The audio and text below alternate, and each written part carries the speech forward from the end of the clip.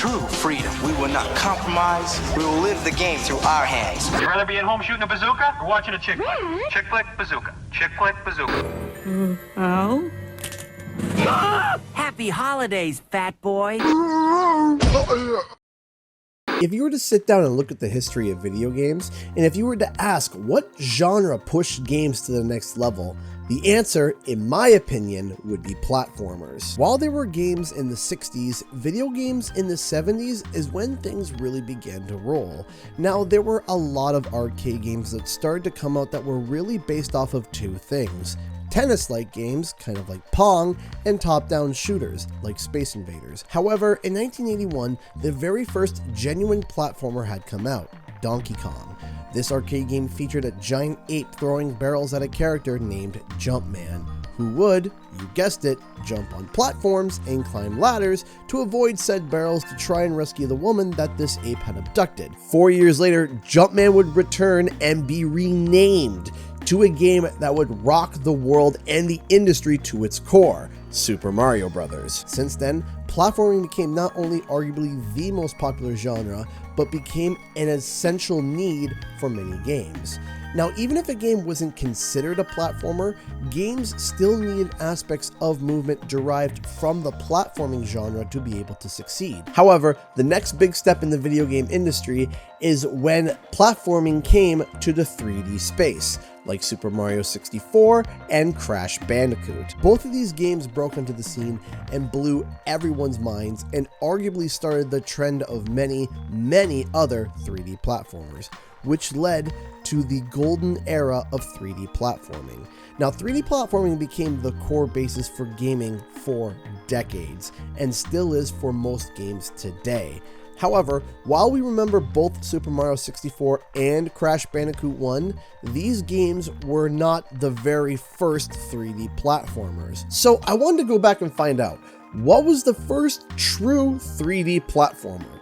What game started it all? Now, there's actually some debate on this answer. So, to avoid being graded over the hot coals of the comment section, I'm going to talk about this right out of the gate. In 1990, a game called Alpha Waves came out on DOS. You played as the diverse and dynamic character, the Triangle, and jumped on platforms in 3D. This was an extremely revolutionary but also primitive 3D platformer, and technically is the very first one of its genre in 3D. But many have debated if this game is actually a true 3D platformer, as many suggest that it's not in true 3D space. The game only had simple and set platforms for you to explore and jump onto, without any kind of freedom to roam around outside of these set small platforms. Now, if we were to look at the Guinness Book of World Records, Alpha Waves is rewarded as the very first 3D platforming video game. But there is another game that was given the award of being the first 3D platformer in true 3D space.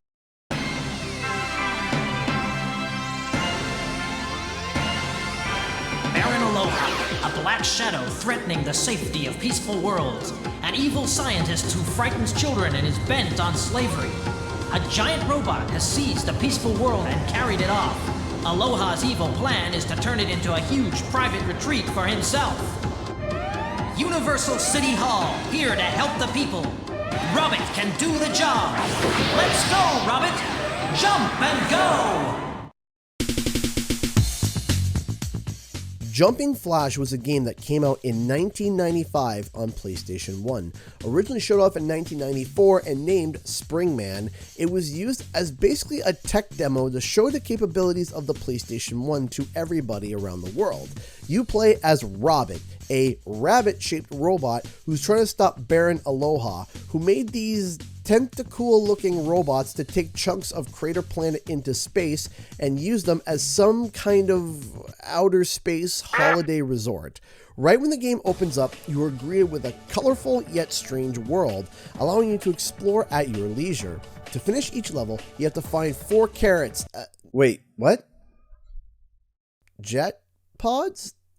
Sure. Once you've done that, you have to go to the finish platform, and thus it finishes the level. You have about 10 minutes to finish the level, and the faster you finish it, the more points you're awarded. The first thing you're probably going to notice is that the game has no camera controls and takes place in the first person. This is also the first-person 3D platformer. However, the next mind-bending thing you might notice is right when you jump in the air. The camera immediately pans down to show where you're going to land. You can move around and get a good angle on where or whom you're going to land on. Robert can actually destroy a lot of enemies by simply landing on them like so. Why does landing on these things sound like a sea lion? If you prefer, you can also take out certain enemies with Robot's built-in space guns. Yeah, there are elements of this being a first-person shooter as well. So now this is the first-person shooter 3D platformer. Let me remind you, this is one of PlayStation's very first titles. Now, if you find your space guns to be lacking, you can wander the level to find a multitude of different weapons and power-ups, like Rocket Barrage, a bomb that looks like a nut, and even a literal laser beam.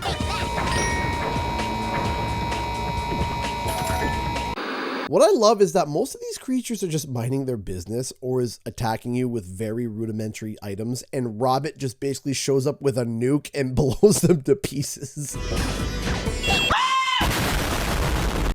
While looking for the jet pods or weapons of mass war to terrorize the denizens of these small chunks of land, you also can find power-ups like health, adding time to the clock, and even freezing the world in time. There is also this power pill. Go for it! Yeah, power pill. That's what that is. What I love is just how insane the clock goes when Robert eats the supposed power pill. It's pounding probably about as quick as Robert's little robotic heart is. There are 3 levels in each world, 2 regular levels and a boss at the end. In the first world, the boss was this large red dragon, which I thought was actually pretty cool. But after I defeated him, he just violently rips apart.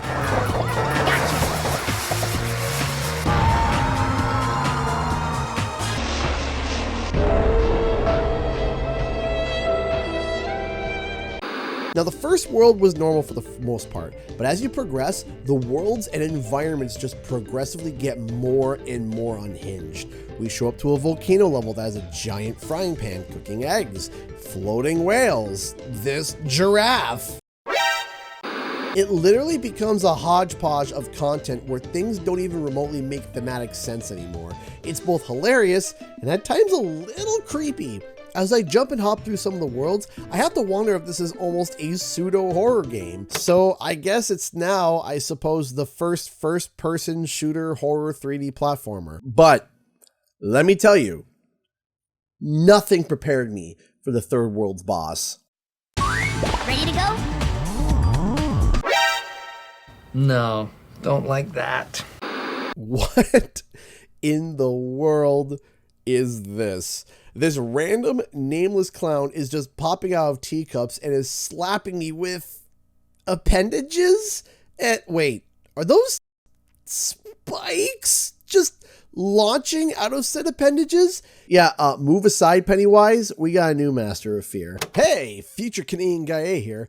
And while I was editing this video, I came across a super cool discovery. Before Jumping Flash, there was a game that came out beforehand in 1994 called Geograph Seal. It was a game developed for the Sharp X68000. Now, if you don't know what that looks like, don't worry, it's literally a computer that looks like 2 conjoined Nintendo Wiis. While it's considered a first-person shooter, there are definitely platforming elements to it.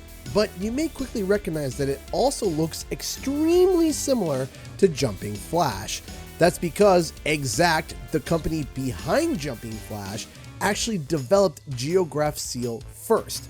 After Sharp discontinued the X68000, or the conjoined Nintendo Wiis, Exact took the exact same engine, pun intended, and game and created the tech demo Springman, which eventually became Jumping Flash and was released in 1995 on the PS1, 1 year after Geograph Seal's release. Essentially, Geograph Seal is a spiritual predecessor to Jumping Flash. Anyway, back to the video. 3D platforming is something that is essential in many games today. However, in of itself, it's a genre that has seen a comeback as of late. Whether it's old games with a new coat of paint, old games getting a sequel, or entirely brand new adventures, it certainly feels like we are in a new era of 3D platforming. Jumping Flash was something that almost no one expected, but was a pioneer of some of the most basic core mechanics in gaming today. Now, if you want to try and play Jumping Flash, you actually can grab it and play it on the PlayStation Network today. 3D platforming has always been assumed to be Nintendo's wheelhouse, especially with Mario 64 being the measuring stick when it came to the genre. But PlayStation now has a claim to the golden era 3D platforming. I'll be covering more about this in a future video that may or may not be linked here. If not, make sure to subscribe to stay tuned for it. Anyways, thanks so much for watching, everyone. Bye-bye!